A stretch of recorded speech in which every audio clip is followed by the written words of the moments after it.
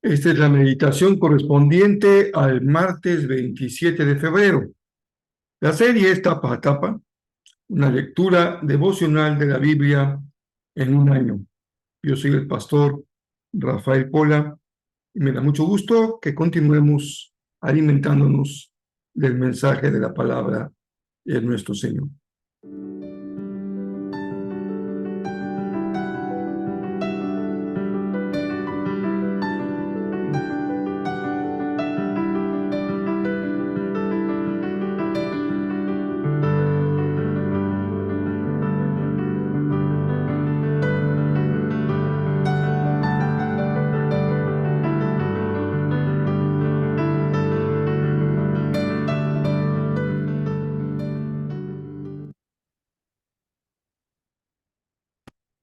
Ya estamos avanzando hacia el final del mes de febrero. Unos cuantos días más estaremos ya llegando a ese hermoso mes de marzo que ya nos anuncia un cambio de clima, un cambio de estación. Y seguimos día a día leyendo y alimentándonos de la palabra de nuestro Dios. La lectura en un año tiene una ventaja que nos da un orden, un sistema de lectura y también que nos permite ir combinando, leyendo géneros distintos.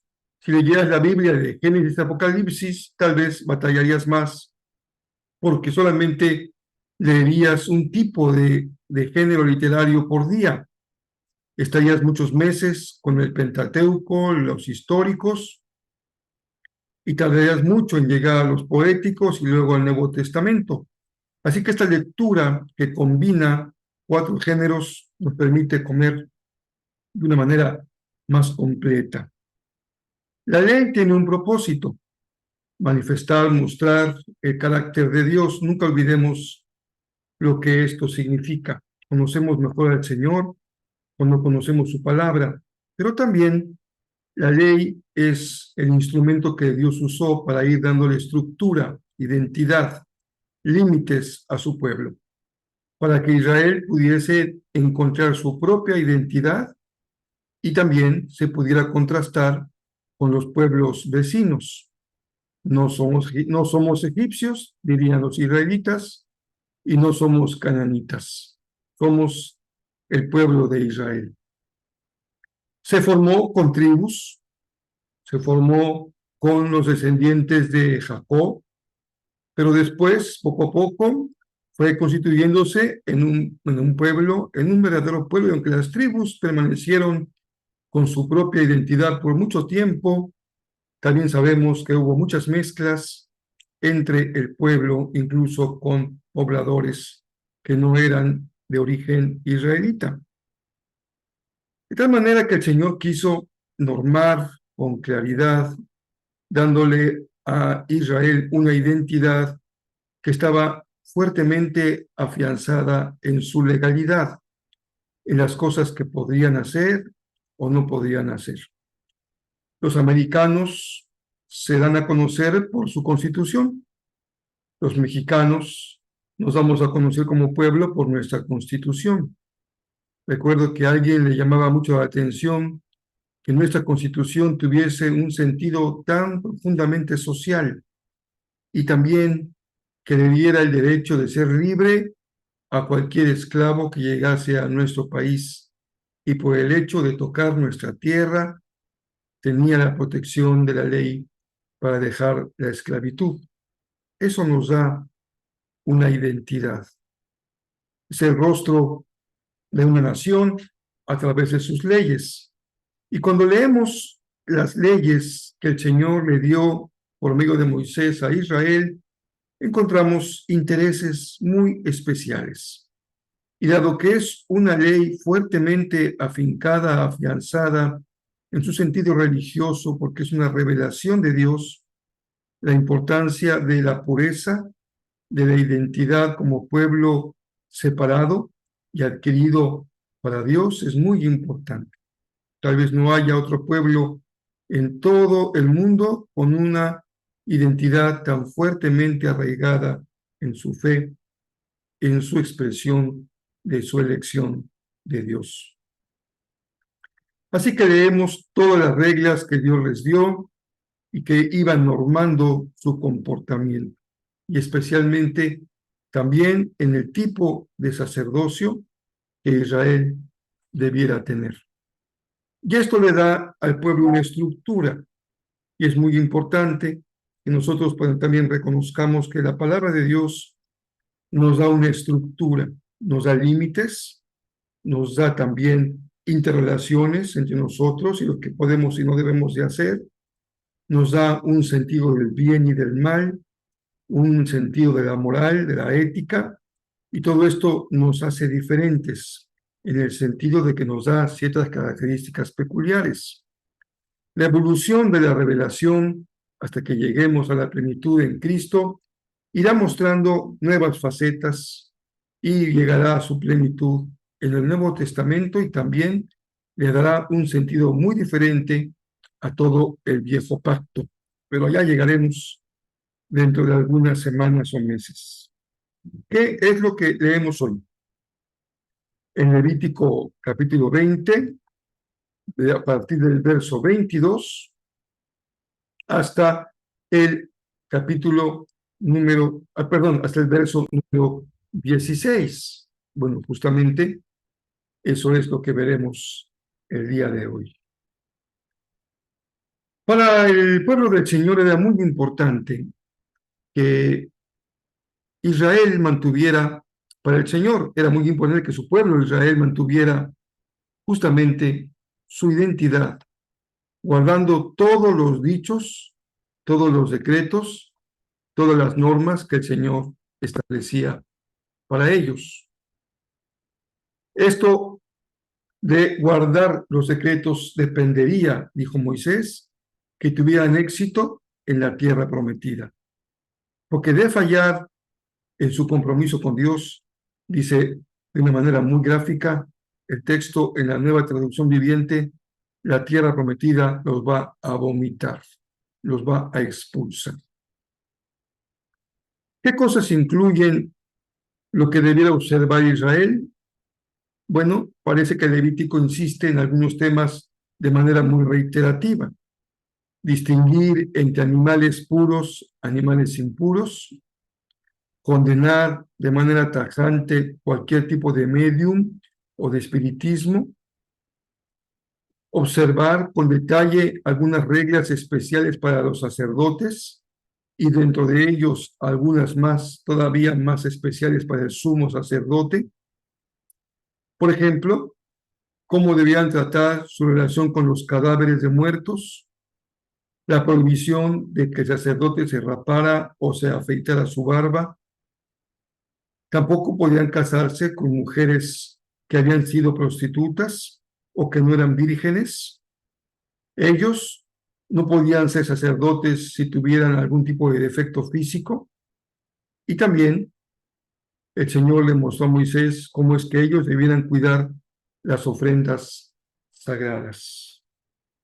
Lo que está en el fondo es lo distintivo, la diferencia de este pueblo llamado a ser santo y que habría de contrastarse de forma radical con los cananitas y los pueblos que veremos más adelante que habrán de conquistar, pero también con los egipcios. Y queridos hermanos, aquí se juega mucho nuestra identidad como discípulos de Jesús, como pueblo de Dios.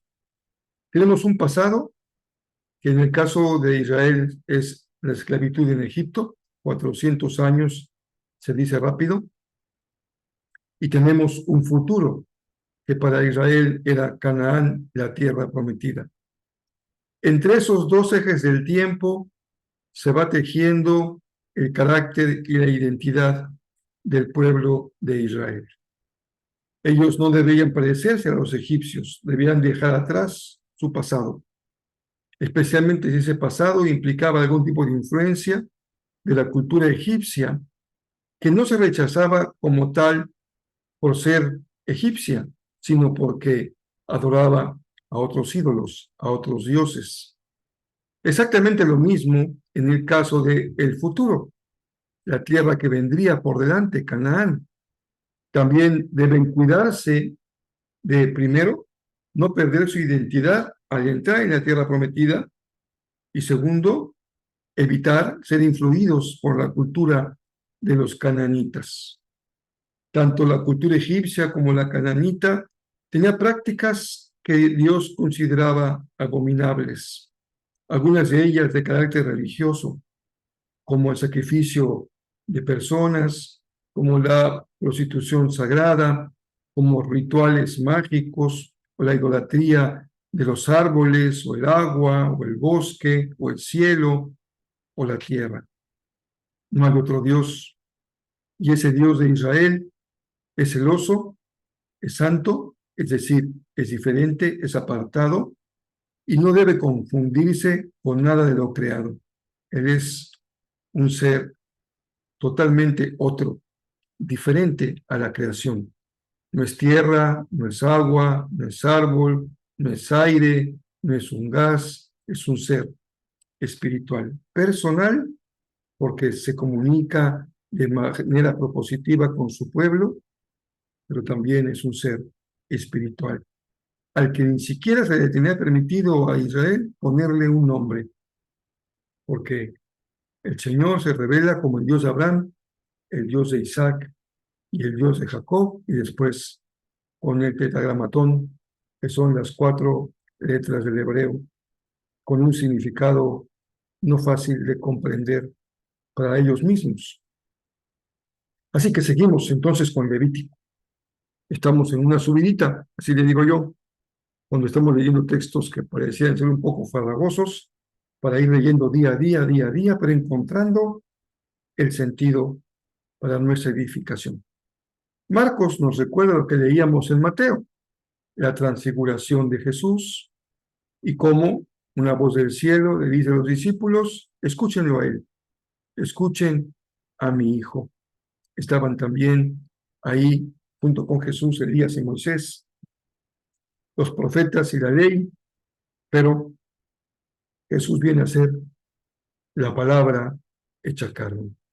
Los discípulos no pueden liberar a un mudo, fracasan. Y esto le da a Jesús ocasión para mostrar y enseñar que algún género de opresión espiritual requiere mucha oración y también requiere la fe y la oración. Nuestra vida cristiana hace una gran diferencia cuando la vivimos desde la fe y desde la oración. La oración nos pone bajo la autoridad de Dios, nos comunica con Dios, nos hace reconocer nuestras limitaciones cuando le clamamos a Él por su intervención. Y también la fe nos hace creer en lo que Él ha prometido, y que Él lo hace posible, incluso cosas que nos parecen demasiado difíciles, como un joven que había sido oprimido por un espíritu que lo mantenía prácticamente mudo y prácticamente sordo. Así que es a través del poder de la oración que Jesús nos dice, es posible ayudar a liberar a los oprimidos espiritualmente. Orar. No dejes de orar. No tiene que ser una oración demasiado larga, ni tampoco con palabras demasiado complejas, rebuscadas y sublimes, con una comunicación padre e hijo, simple, sencilla, directa, reverente.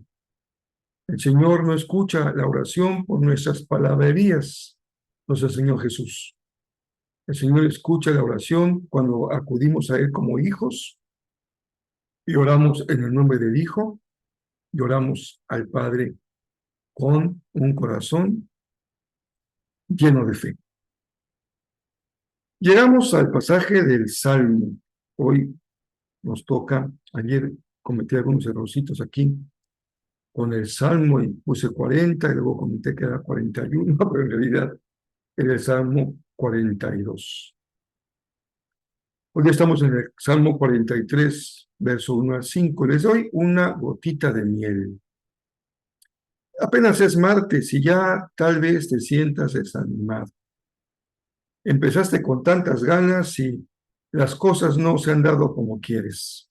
Ese cliente pues no te deja encontrar, te prometió que iba a firmar y nada más no firma, te prometió que te iba a pagar y nada más no paga, en tu trabajo no te reconocen como quisieras, te prometió un horario que no te han cumplido, un salario que no te han entregado, y las cosas en casa no siempre van muy bien, las situaciones de la vida cotidiana a veces desaniman, esperamos mayor apoyo, cariño, confianza, y nos olvidamos que es mucho mejor, más fácil y más positivo dar cariño, dar confianza y apoyar.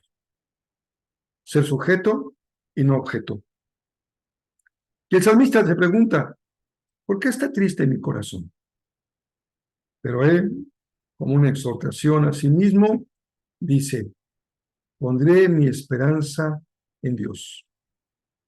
Nuevamente lo alabaré, mi Salvador y mi Dios.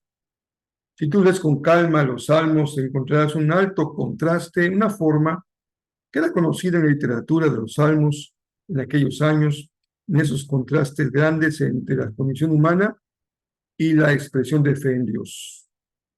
Las líneas más oscuras también suelen estar contrastadas con las líneas más sublimes. Estoy desanimado, pero nuevamente lo alabaré. Está triste mi corazón, pero Él es mi Salvador y Él es mi Dios. Terminamos con Proverbios 10, verso 18. Y dice la sabiduría de Israel. Recuerda también una sabiduría didáctica. Tiene el propósito de formar, de educar, de guiar. Encubrir el odio te hace un mentiroso. Difamar a otro te hace un necio. Línea 1 y línea 2. La 2 completa la idea de la 1. Es un paralelismo. Si encubrimos, ocultamos el sentimiento del corazón de odio, en realidad somos mentirosos. Y difamar a otro te hace todavía algo más negativo. Te hace un necio. Mi hermano querido, ni odies, la persona no vale la pena que la odies, el odio al que daña es tu propio corazón y nunca difames a nadie. Conserva tu palabra sazonada con sal y que sea de alabanza y no de difamación. Los espero el próximo domingo. Si no estás en Cancún y te interesa el curso, espero que podamos tener todo listo. Tuvimos fallas el domingo con internet. Espero que ya todo esté resuelto para este próximo domingo, 3 de marzo, y vamos a empezar nuestro curso Límites. Tendremos 2 grupos, un grupo para jóvenes y un grupo para adultos. Si tú estás en la edad del adulto, un poco más de 30 años para arriba, entonces podrías conectarte al grupo de adultos. Creo que en el Facebook o en Zoom tenemos la opción de contar con aulas distintas. Vamos a ver si es así. Lo vamos a investigar. Y podrás tomar el curso de jóvenes si estás en edad de juventud. Creo que vale la pena que enfoquemos el curso porque las características del adulto y del joven pues son distintas y la enseñanza, si es más oportuna y adecuada a lo que necesita el alumno, pues es más exitosa. Así que espero que nos acompañes y si estás en Cancún, pues no te lo pierdas. Y como he dicho en otras ocasiones, todo lo que hacemos en nuestra iglesia tiene también un propósito de uno más para Cristo. Así que invita a un vecino, un amigo, compañero, sabe que necesita trabajar en su vida, en su fuero interior, con sus amigos, en su familia, el tema de los límites, y creo que va a ayudarnos mucho. Y de límites hemos hablado tanto todo lo que va del año, porque la legalidad de Israel está saturada de situaciones límites. No, no, no hagas esto, no hagas aquello, no te mezcles con esto, no te mezcles con lo otro, y hay una razón. Esto hace posible que el pueblo sobreviva como el pueblo de Dios. Y nosotros, como el nuevo Israel, también necesitamos, lo veremos de qué manera, distinta a la del antiguo pacto, también tendremos la bendición de contar con límites claros en nuestra vida, que no son fáciles, pero son saludables. Les recuerdo varias cosas que tenemos por delante el próximo sábado 6 de marzo, perdón, el próximo miércoles 6 de marzo, el miércoles. Te invito a que tengas datos en tu teléfono, en tu tableta o en tu computadora para que puedas conectarte. Lo haremos a las 8 de la noche, hora de Cancún. Suponemos que la mayoría de la gente que esté en su casa se puede conectar sin mucha dificultad. Es un día que hay que apartarlo, sé que hay que llegar a la casa, cenar, medio levantar, prepararse para el otro día, y sé que a veces es complicado, pero no es, nunca deja de ser saludable contar con un espacio a media semana para orar, para compartir, para edificarnos con la palabra. Y el sábado tenemos reunión tanto de jóvenes como de mujeres, las mujeres a las 9 de la mañana, el 9 de marzo, y los jóvenes a las 5 de la tarde. Y el 24 empieza el domingo de Palmas, que es el domingo con el que formalmente inicia la semana de Pasión, y en abril 7, nuestro aniversario, y en la tarde tenemos el culto especial y al final el banquete. Pero a partir del próximo domingo, primer domingo de marzo, empieza una nueva serie, y sobre eso quisiera hablarte los últimos minutos de nuestra meditación de hoy. Y vamos a centrarnos en lo que es el tema de la Semana de Pasión. ¿De qué más podríamos hablar que de Jesús? Pero el tema, la serie se llama Jesús hoy.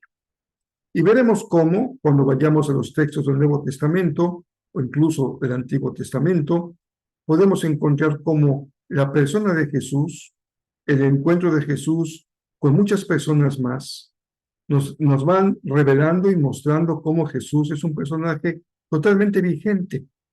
Tú y yo sabemos que la obra de Cristo es profunda, va más allá de lo circunstancial, de lo histórico, de lo cultural. Él toca la fibra más íntima del corazón humano, porque todos los hombres, sin distingo de raza, cultura, religión, credo, edad, ideología, necesita a Dios en su vida y necesita ser salvo. Y eso es lo de fondo. Pero también Jesús nos da un mensaje integral que implica el reino de Dios, del que Él es el Rey, el mensajero, que lo ha traído a nosotros, y en su encuentro con las personas en su tiempo se revela como lo que Él es. Pero no he querido entrar por el terreno de los nombres, que es el terreno de lo sistemático, de lo doctrinado, de lo conceptual. Podríamos hablar de Jesús como maestro, como rey, como pastor, como señor, como salvador, como príncipe, como hijo del hombre, como hijo de Dios, como Mesías. Ya tengo muchos temas que me sobran para estos domingos hasta el domingo de resurrección, pero vamos a verlo qué les parece de otra manera.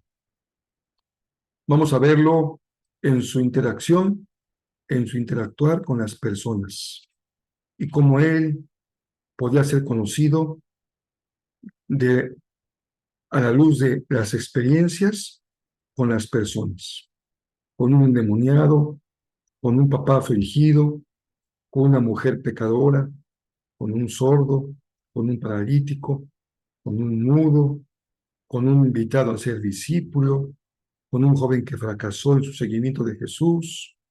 En fin, no les doy más, pero creo que vale la pena.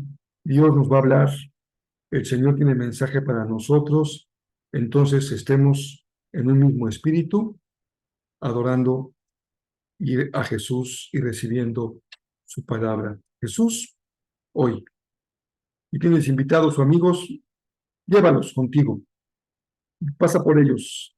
Invítalos a desayunar, por ahí de 8:30 es buena hora, llévalos al Vips, conste que no es publicidad, llévalos a cualquier cafecito, invítalos a un buen desayuno, unos chilaquiles, convivan, tomen cafecito y ahí, por ahí de las 9:15, pues váyanse rumbo a Jezreel, porque a las 9:30 también hay café en Jezreel para poder convivir, compartir, conversar unos minutos antes del culto o en la tarde.